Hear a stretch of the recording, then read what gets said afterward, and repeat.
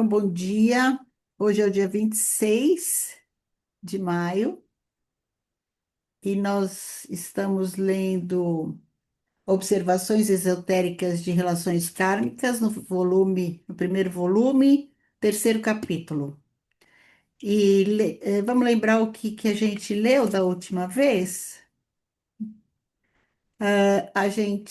Ele está falando sobre liberdade e o karma, né?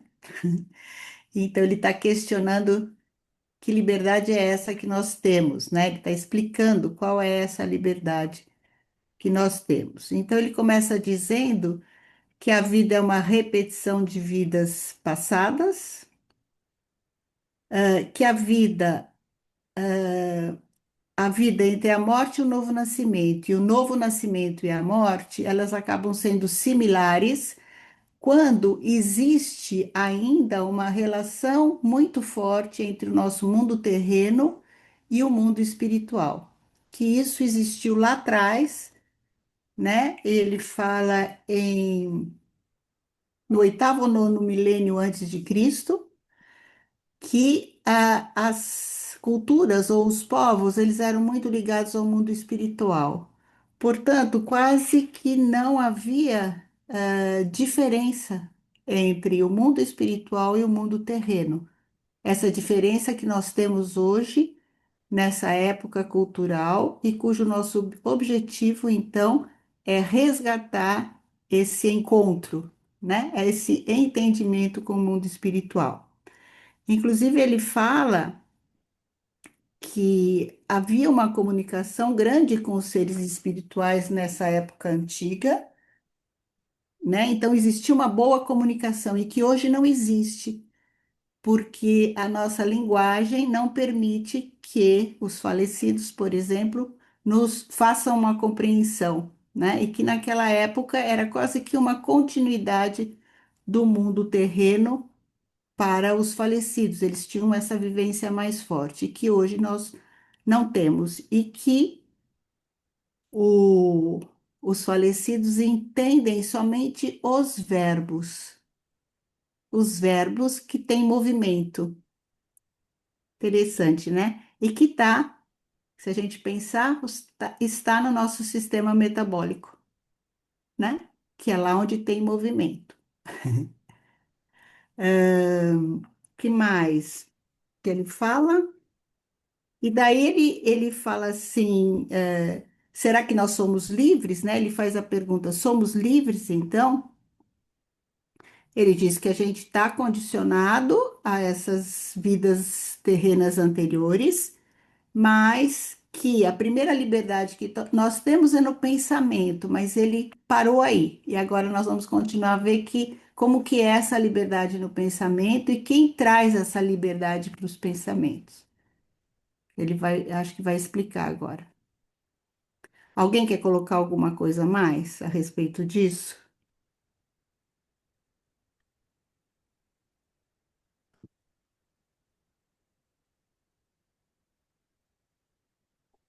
Então vamos continuar?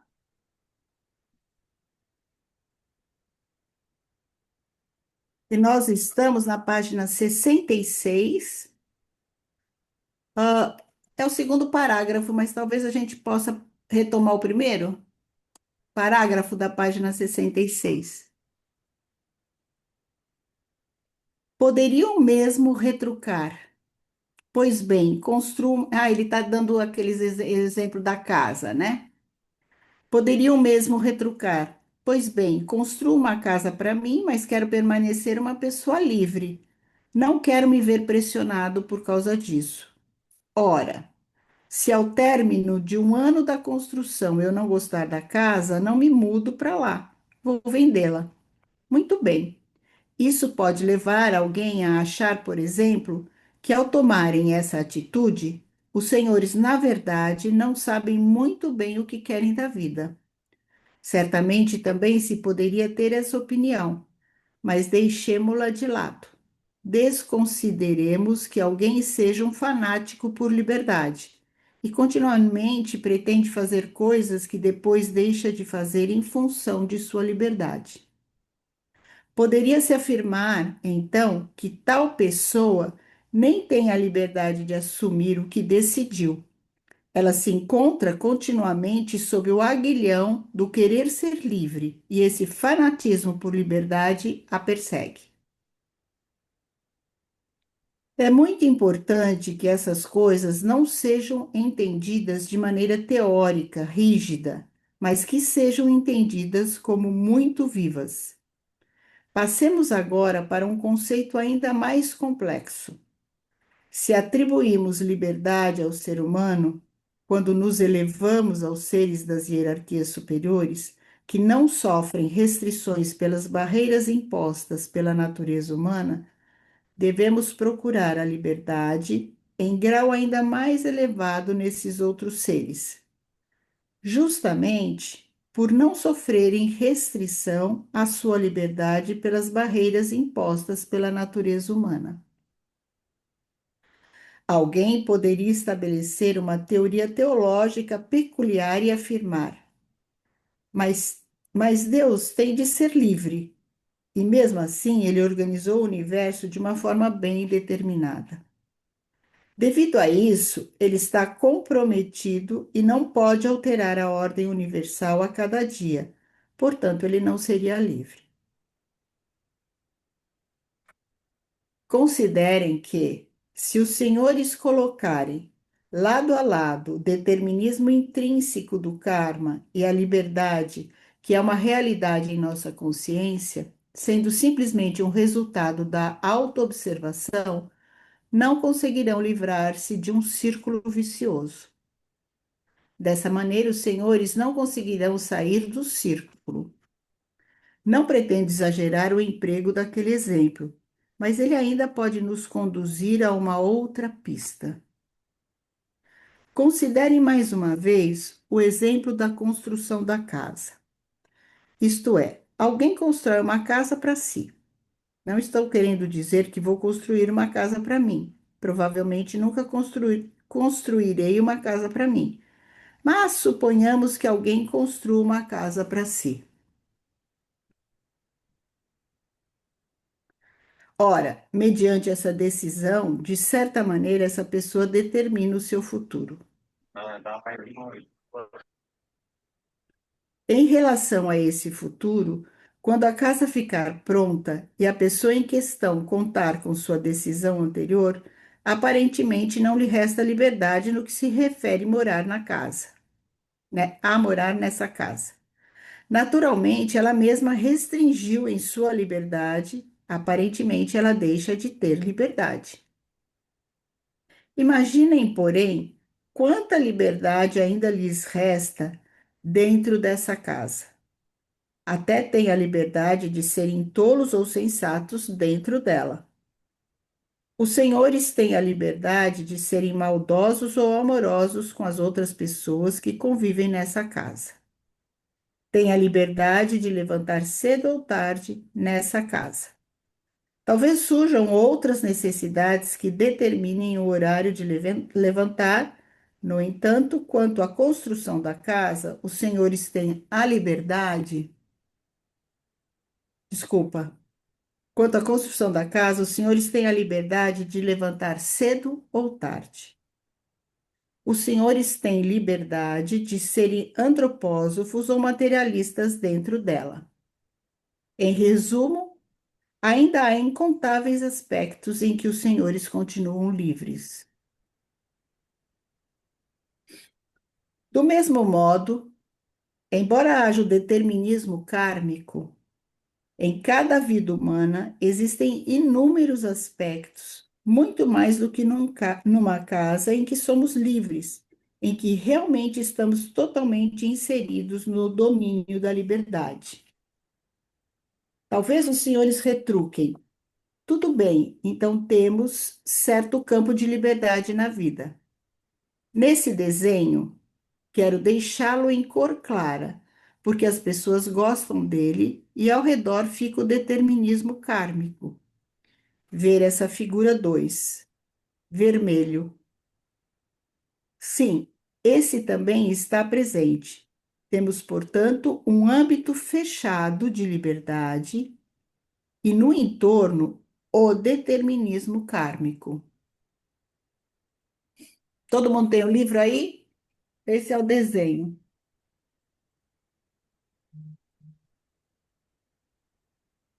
Pena, bom dia. Deixa eu ver se eu entendi. Esse aspecto claro que ele traz dessa liberdade, é isso? O E o que está em, aspecto em vermelho é o determinismo é, kármico? é. Então ele fala que no meio esse claro tem um aspecto, um âmbito fechado de liberdade, um âmbito fechado de liberdade que ele deve explicar agora para frente. E o entorno é o determinismo kármico, tá? Que é o vermelho. Ora, olhando para isso, os senhores podem afirmar: em certo âmbito sou livre, mas em algum momento chego ao limite da liberdade. Lá vivencio o determinismo kármico de todos os lados. É como se eu andasse pelo meu recinto de liberdade, mas nos limites sempre me choco com o determinismo kármico e o vivencio. Sim, meus caros amigos, se o peixe passasse da mesma forma, ele seria extremamente infeliz dentro da água, pois nadando nela, ele sempre chega ao limite da água. Fora dessa água, ele não consegue mais viver. Por isso, ele se abstém de sair da água. Ele nem sai da água. Ele fica na água, nada na água e não se importa com o que existe fora da água, seja ar ou outra coisa qualquer. Pelo motivo de o peixe proceder assim, posso assegurar-lhes que ele não é infeliz por não ter uma respiração pulmonar. Nem lhe ocorre ficar infeliz. Se, porém, lhe ocorresse ficar infeliz por respirar somente por meio de guelras e não pelos pulmões, ele deveria ter pulmões em reserva, para poder comparar como é viver na água e como é viver no ar. Então, tudo que o peixe viria a sentir interiormente seria diferente. Tudo seria diferente. Quando aplicamos essa comparação referente à liberdade e ao determinismo kármico à vida humana, devemos considerar, primeiro, que na atual época terrena o ser humano tem a consciência comum. Com essa consciência, ele vive no âmbito da liberdade, assim como o peixe vive na água. E com essa consciência, ele nem consegue adentrar o reino do determinismo kármico. Apenas quando ele realmente começar a perceber o mundo espiritual, na comparação, isso seria como se o peixe tivesse pulmões de reserva. Apenas quando a pessoa realmente se familiariza com o mundo espiritual, ela consegue ter uma noção dos impulsos que nela vivem, como determinismo kármico. Então, Eliana, bom, pode falar, depois eu falo, pode não falar. pode falar. Podemos parar e ver aqui qual é. Não, Pode. é que vem para mim, né? Claro que são conceitos, e aí para mim é importante colocar para esclarecer, né?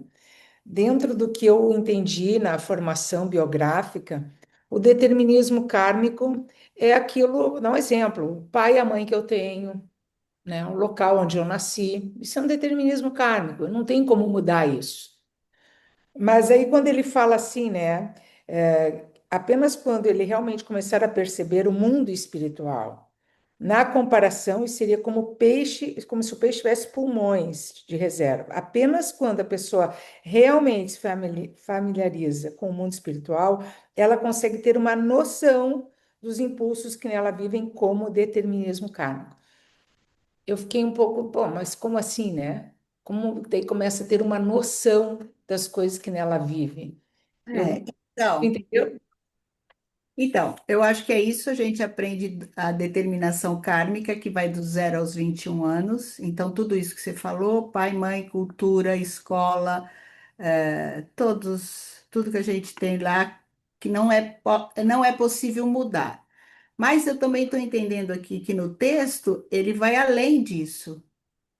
né? Essa compreensão de onde nossos passos nos levam é inconsciente. E a gente vai ter vislumbre disso a partir do momento que a gente reconhece que tem uma vida anterior, né? Que a gente traz consequências dos atos feitos lá atrás. Pelo menos é isso que eu estou entendendo aqui, de uma forma mais ampla, do determinismo kármico. Cris. E daí por isso o vislumbre, então, porque É. até então se aceita, né? Se É. aceita, por Lembra isso que nos primeiros capítulos ele fala que os nossos passos nos levam, e a gente nem entende por que que a gente tá, amanhece e vai por aquele lado e a gente não tem muita consciência disso? É isso que está na nossa inconsciência, que é um determinismo que vem de outras vidas, pelo menos. E isso a gente vai desvelando ao longo da vida, a partir do momento que faz um caminho de desenvolvimento e que entende ou que esse mundo espiritual começa a fazer parte da vida da gente, né? Quer falar, Cris?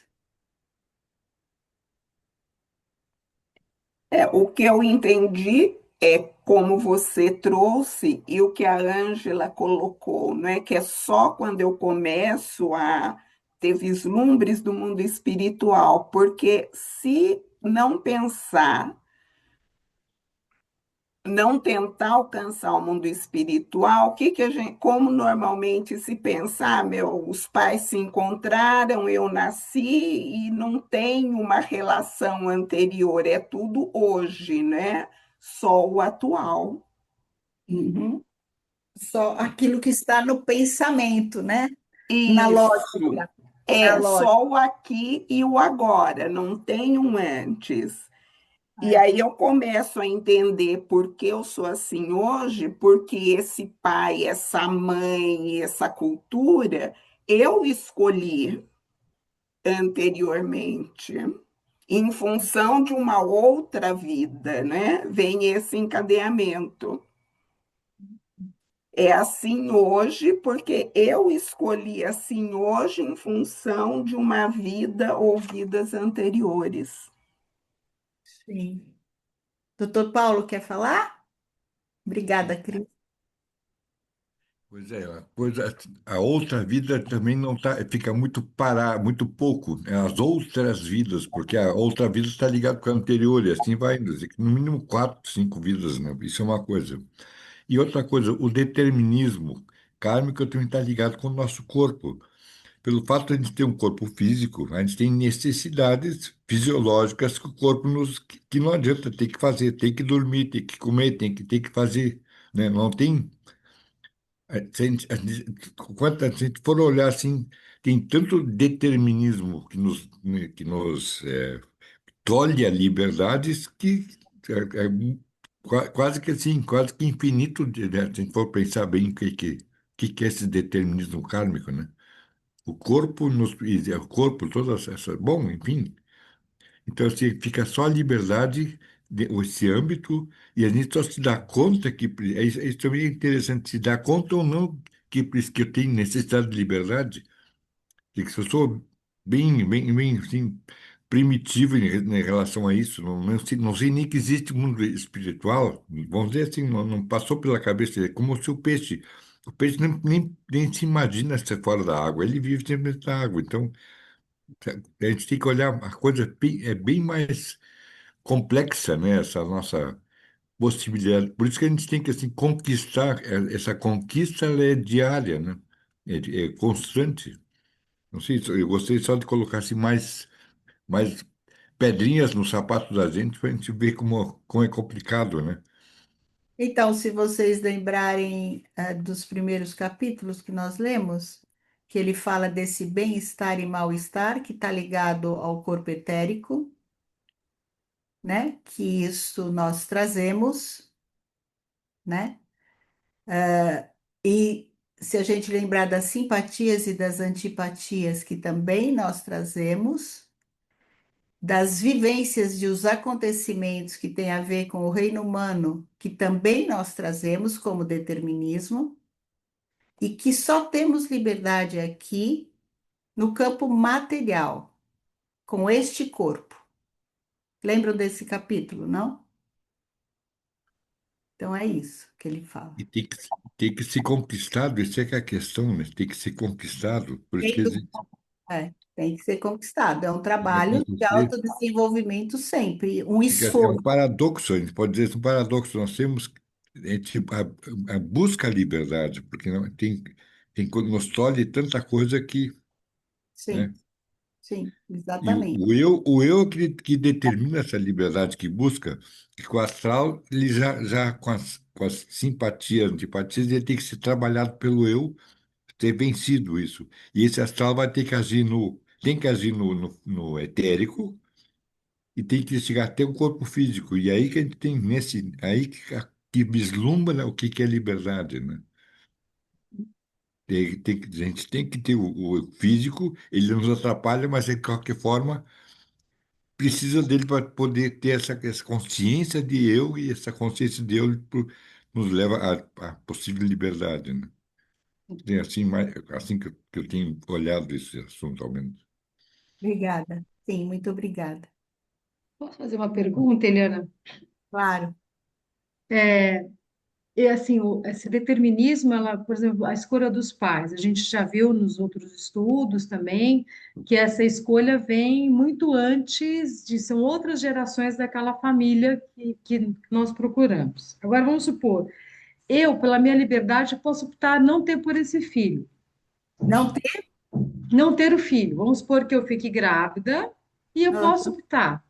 ah, Isso aí assim, aí eu não entendo aonde é o determinismo, se esse ser já fez a escolha partindo, escolhendo a minha família, desse estudo de tanto tempo, e eu tomo uma decisão. Então, é uma liberdade, eu estou interferindo nesse determinismo, porque essa criança não nasce comigo, entendeu?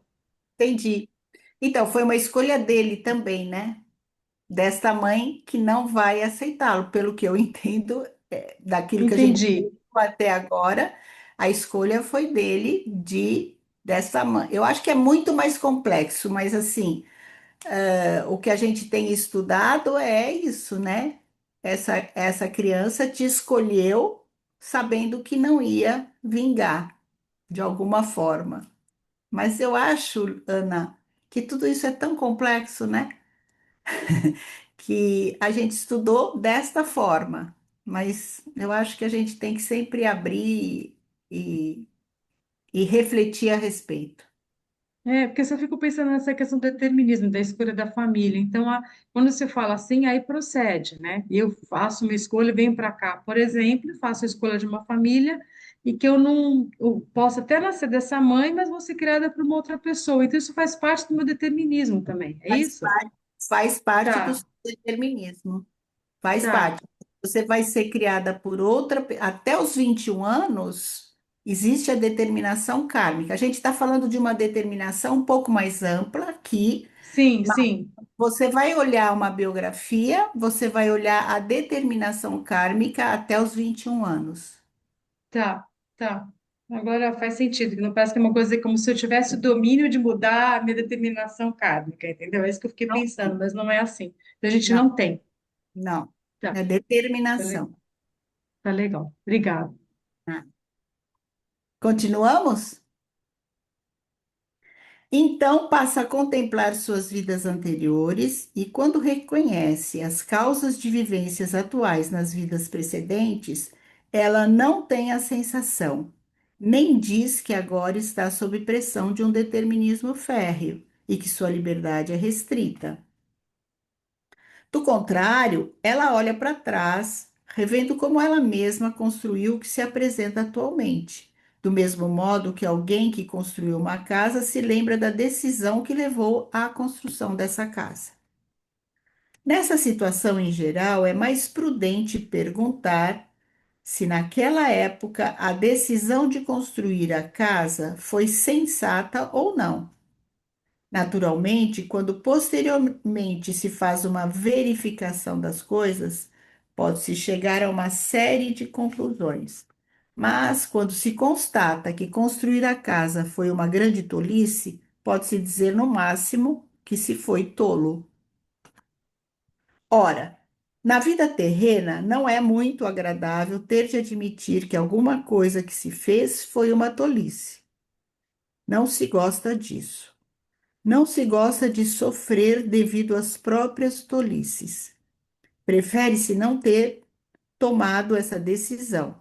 Isso, porém, vale apenas para essa vida terrena, pois entre a tolice da decisão e o castigo de se ter de vivenciar as consequências dessa tolice, encontra-se a própria vida terrena.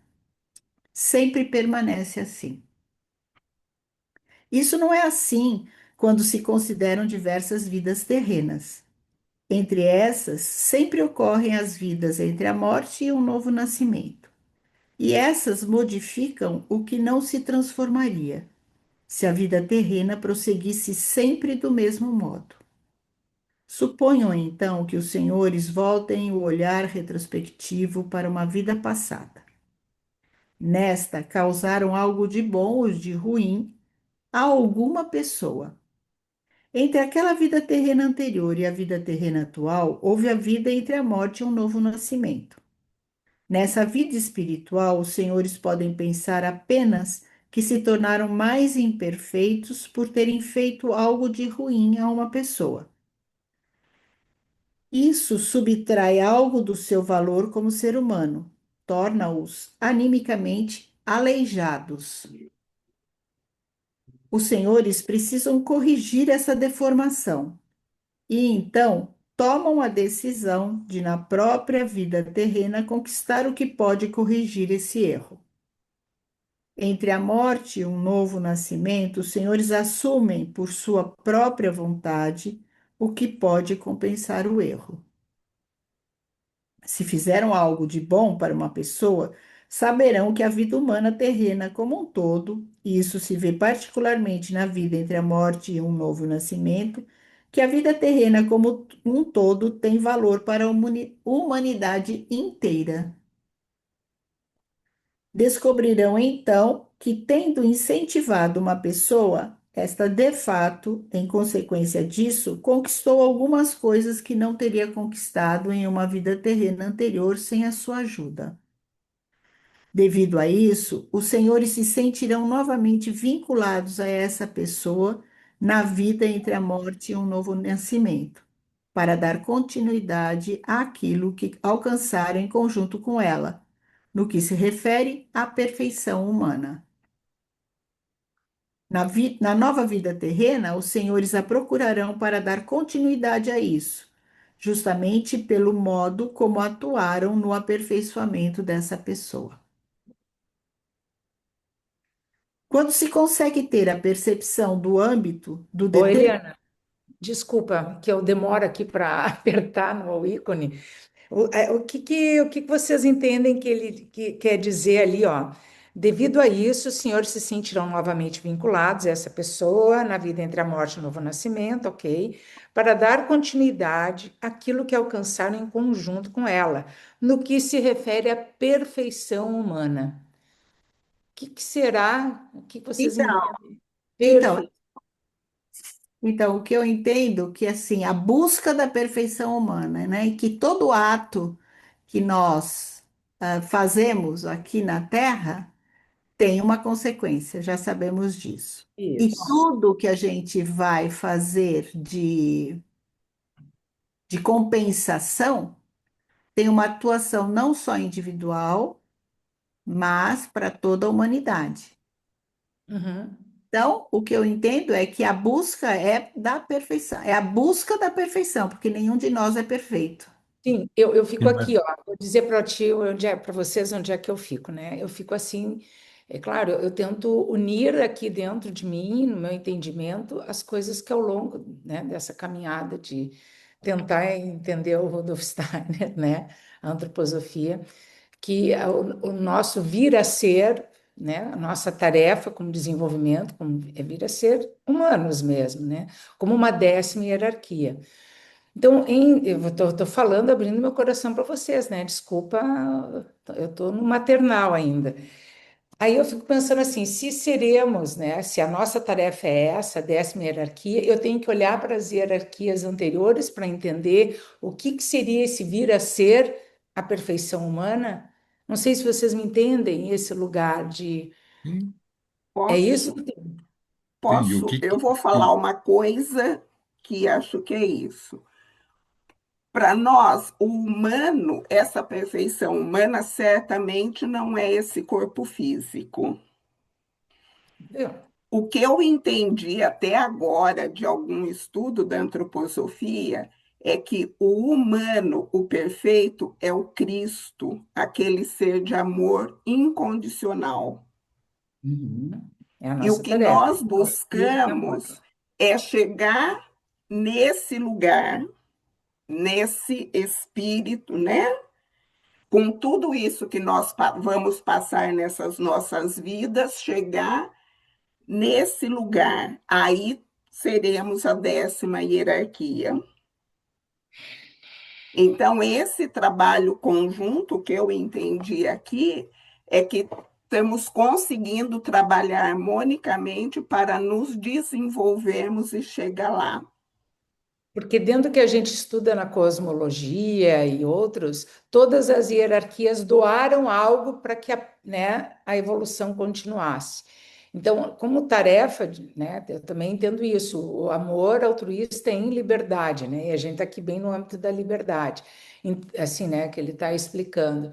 Então, essa doação do amor altruísta, né, seria, vamos dizer assim, essa, enfim, é essa tarefa mesmo para que essa evolução, esse desenvolvimento pudesse acontecer. O senhor ia falar alguma coisa, né, doutor? É por aí? eu só ia perguntar, né, o que que é essa perfeição humana? O Isso. que é isso aí? Então, é que, de que é tão complexo, não sei. Então, aquele exemplo da casa que o Steiner fala, né, que se eu peço, eu não faço a casa, eu vou precisar de pessoas que me ajudem a fazer a casa, o material que precisa, isso, se as hierarquias superiores é essa figura do meu corpo para ser feito, eu preciso dos anjos, dos arcanjos, arqueus, né? Tem que se inserir, então, os pedreiros que me ajudaram, ou marceneiros que me ajudaram a fazer a minha casa, entendeu? E Entendi. aí a gente tem que olhar como a coisa, porque o que que é a perfeição humana? Então, a pergunta, me parece que o amor é essa, e o que que é o amor? A gente entende o que que é amor, não confundir com as paixões que a gente tem, né? Então, eu acho que talvez a gente tem que ir refletindo, enquanto a gente vai dormir, vai refletir que a gente vai conseguir, não sei, né? Então, são possibilidades, né? Sim. Não, até o paralelo ali que o senhor fez com a construção do nosso corpo, né? E Sim. até mesmo de tudo que veio antes, né? De toda, quando nós passamos na biografia noturna e tudo mais, né? Não, é isso aí. Essa perfeição é. E eu acho que também indo ao encontro do que a Cris trouxe, trazendo essa referência da 10ª hierarquia, como essa possibilidade dessa busca da perfeição, esse amor crístico, tem muito a ver com esse aspecto do Pentecostes que acabamos de vivenciar, né? E outra vez, a gente fica presa nos conceitos, né? Que é isso que ele está falando. A gente precisa sair dos conceitos, né? E vivenciar isso mais internamente. Porque se a gente ficar muito presa no conceito, fica muito difícil da gente compreender tudo isso, Eu né? diria assim que o Steiner nos dá ferramenta, né, dá informações. Agora, a formação depende de nós. Isso quer dizer, a informação variada que ele deu sobre, em todos os âmbitos humanos, né, são informações sempre. Mas assim, que a gente disso agora consiga fazer a formação é que é o segredo, né? E o que que, e o que que E nos aí, espera a tá o próxima? esforço- e aí que vai o esforço de cada um, né? Para cada um dar um passinho a mais no seu caminho, que não é fácil, né? Acho que é isso. É, mas tu vê, né, que a questão seja do conceito ou o que for, nós estamos aqui lendo, né? ela não deixa de ser uma ponte. Sim, Mas a gente precisa disso, mas a gente precisa sublimar esses conceitos, porque se a gente ficar muito preso, a gente fica mais difícil a compreensão, né? Eu acho que sim, a gente precisa, somos seres humanos, nós vivemos nessa época dessa força do pensamento, mas a gente precisa olhar um pouco de longe para poder realmente tentar um passinho, tentar uma formiguinha a mais de compreensão. Não sei. Montando o que a Ângela acabou de falar e o que o Dr. Paulo trouxe, a gente pode lembrar sempre o que o Steiner fala, que o uso das palavras nem sempre é o mais adequado para falar do mundo espiritual. Então, é isso que o Dr. Paulo falou, vem a palavra. O que exatamente ela diz? Eu tenho o conceito dela aqui. E como a Ângela falou, né? Então eu preciso abstrair o que mais essa palavra pode ser, né? E não ficar preso. Ah, falou determinação, falou perfeição e é isso. Não, o que mais isso pode ser? E aí expandir. Tudo bem? porque é em relação que eu vou fazendo essa compreensão, né? Porque Isso. Então, é como o doutor Paulo falou também, ou a Eliana, eu leio, penso e depois comigo eu vou refletindo sobre isso, levo para a noite para ver o que virá, né? A Rosana quer falar alguma coisa, Rosana? Então, voltando da casa, eu acho que entra aí, acho, não sei, vocês me corrigem, essa coisa que a gente acha que tem liberdade dentro daquele círculo. Eu vou ter liberdade de escolher, como o doutor Paulo falou, marceneiros, pedreiros, e de uma certa forma eu vou estar convivendo com eles, porque eles fazem parte dessa minha evolução e eu da evolução deles. Tá certo? Então, trago eles para esse chamo, né, de uma certa forma, a partir do momento que eu escolho dentro da minha liberdade, é isso, né? E tem mais uma coisa que tem que lembrar, que a casa tem matéria, então a escolha do material que eu preciso para fazer a casa vai depender também desses marceneiros e pedreiros que estão me colaborando comigo. A coisa entra num âmbito que é quase que infinito, vamos dizer assim. E o Isso. que que nós estamos estudando sempre agora o passado da situação humana, mas o que que vai acontecer depois dessa época terrena, quando numa nova evolução de todo o cosmos, o que que tem de significado isso de hoje para a próxima? É uma pergunta que eu coloco, né? E o Cristo precisou de um corpo, precisou de uma mãe e um pai, como todos nós. Na próxima evolução o que que o Cristo vai precisar? Ele vai precisar de novo. Como é que vai ser o nosso corpo? Como é que vai ser a nossa isso na próxima evolução cósmica, não só essa nossa aqui, de 2, 13 mil anos, né? Que ainda vai vir pela frente, não sei, tá? Então, Muito É, interessante. essas são as perguntas que temos que ter, então, conosco e é, levando para a nossa noite. Podemos caminhar mais um pouquinho? acho que sim. Devemos, né? Para não ficar. Vamos, né?